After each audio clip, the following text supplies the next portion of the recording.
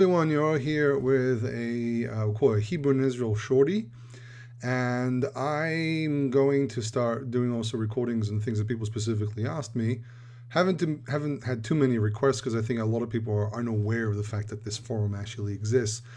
But the ones that have asked me, I am planning on responding and actually making the videos.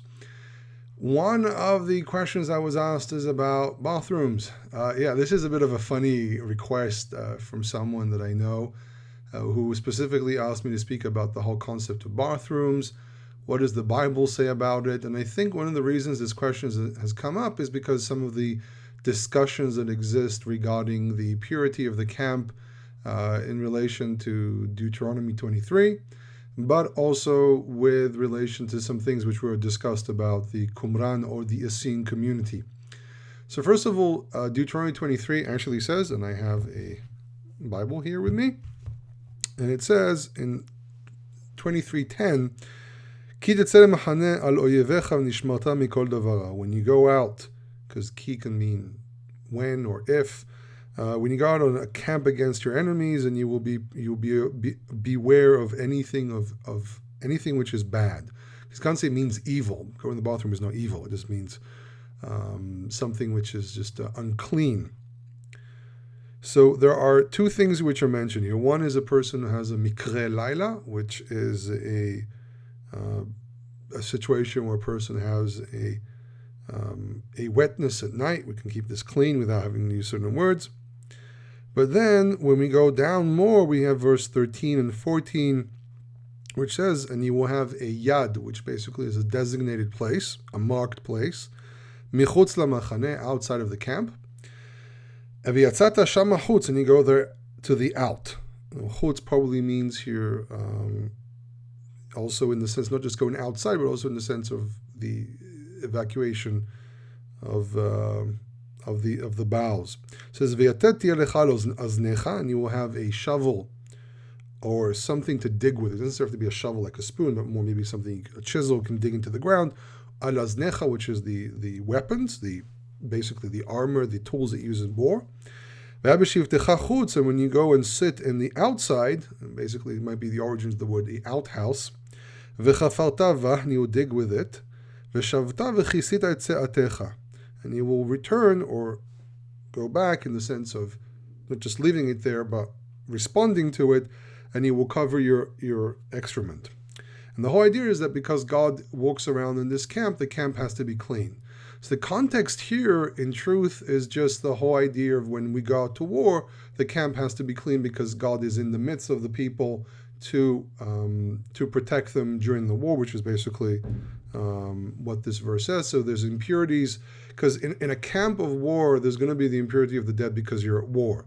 But for the sense of like the things which are much simpler to deal with, you, for example, leavings, dirt that human beings leave, or things which are outside of your control, then you have to go and purify yourself. So it takes the simplest thing, which is something which is, a natural occurrence that sometimes happens with human beings, which is a night ejaculation. But the point is that a person can purify themselves very easily from this one. One of the questions I ask myself sometimes, what do you do, for example, in situations where we're dealing with other impurities? It's interesting that Torah only focuses on these two things, and I don't think there's any point of expanding it beyond this and arguing, but if they come in contact with other things which are impure, I think that this is a type of impurity that can still be under control. Other impurities are things you kind of have under control because you're out in a camp. There's things that there's no way of controlling the presence of certain critters that cause you to become unclean. The interesting thing is that the same discussion actually appears in the book of the battle of the sons of light against the sons of darkness, and really it doesn't really say much. For example, in a paper written by what is his name, Baruch Sharvit, he goes into a discussion about this, and he kind of says that the book that really deals a lot with the battle mentality of the Qumran community, or the community expressed in the Dead Sea Scrolls, is not that different. He quotes and he says, "Betzetam lemirchama," says Binyan Torah Machane, and the subject of the cleanliness of the camp, Ne'emar, Kinar Zatud Visha Lo Yavo Lemachanotam, a young child or a woman will not come into their camps. Betzetam lemilchama, when they go out to war.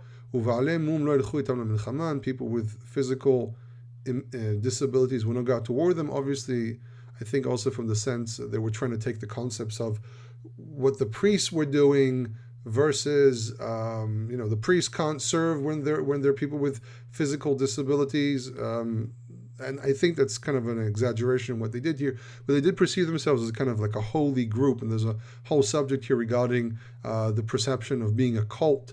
But it also mentions that they have to create a yad, uses the same term, a designated place to leave to put their leavings there. And they also emphasize the whole thing with angels. For holy angels are in your armies. But really, the source that discusses the whole thing of this group, maybe the Essenes, that were actually keeping their camp clean all the time, is mentioned in the writings of Josephus in Wars of the Jews, second book, chapter 8, paragraph 9. And he mentions that they would dig, I'm reading off of the screen here, they would dig a hole in the ground and do their needs there.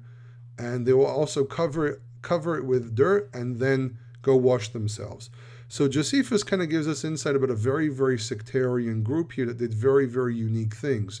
My great doubt here, because I think there are some people who try to live by some of these sectarian ideas, is that the Torah doesn't ascribe anything like this. The Torah doesn't even give a mention like this. It says only when you go out into a camp.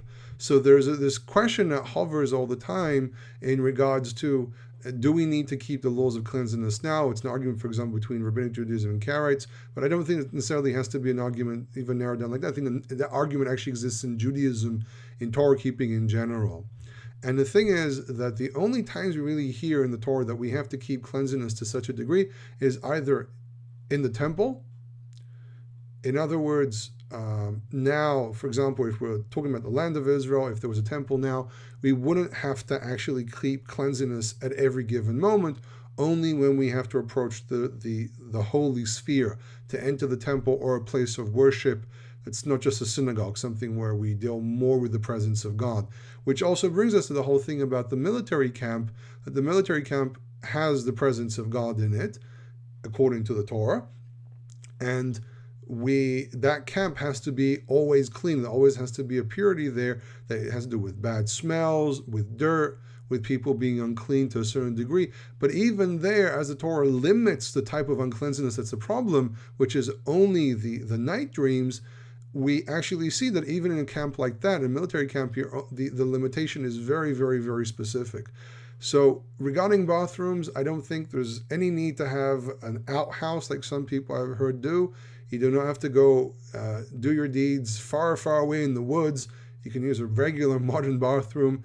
And regarding if you're in the army, that's already a different question. For example, in the Israeli military, you always have a shovel. And that shovel is there for several reasons, and that's one of them. So it's actually practiced in the IDF. But in truth, there's no problem having a regular bathroom. There's no need to have special facilities to keep it away from your camp. It's limited only to the military scope.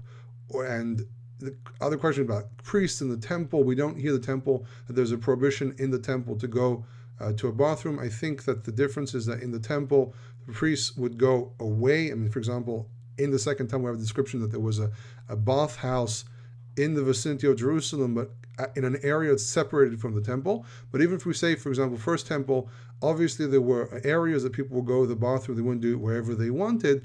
And the reason it's stressed in the war camp is because a war camp is usually outside in the open. It's in the open space that people do wherever they want.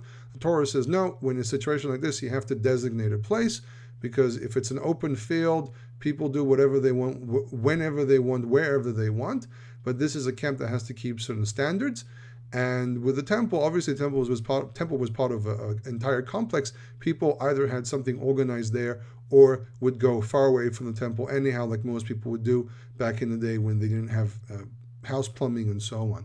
So the description here regarding the military camp is limited only to the military camp and nothing else. Now, I know this was a bit of a funny subject, but I think some people really do have questions about this. I mean, I meet people all the time with questions that in the beginning I have to kind of think for a second, go like, what? And then I have to realize that they're really asking a question based on actual verses that exist. So there's no such thing as a stupid question. There only could be stupid answers. I hope this covers this subject well enough for everyone. And be very, very careful with the Dead Sea Scrolls. Be very, very careful. I highly recommend realizing who wrote them and the mentality behind it before we run and treat them as if everything said there is true. In any case, thank you for joining me again, and hopefully we'll have more recordings like this in the future.